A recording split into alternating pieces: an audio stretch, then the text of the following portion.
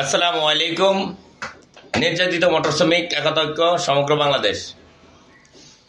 বাংলাদেশের সকল ড্রাইভার সাহেবদেরকে জানাই লাল গোলাপ শুভেচ্ছা ও অভিনন্দন। তারই সাথে সাথে নির্যাতিত মোটর শ্রমিক একতাঐক্য সমগ্র বাংলাদেশের কেন্দ্রীয় কমিটি, জেলা কমিটি এবং শাখা কমিটিকে জানাই আন্তরিক শুভেচ্ছা ও অভিনন্দন।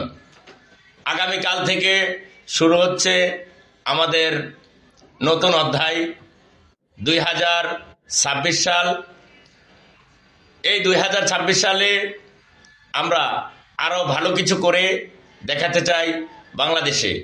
বাংলাদেশে আমরা চাইব এই নির্যাতিত মোটর শ্রমিক একতাঐক্য সমগ্র বাংলাদেশের প্রত্যেকটা ড্রাইভার সাহেব মহাসড়ক শান্তশিষ্ট এবং ডাকাত ছিনতাই এদের হাত থেকে যেন আমরা রক্ষা পাই।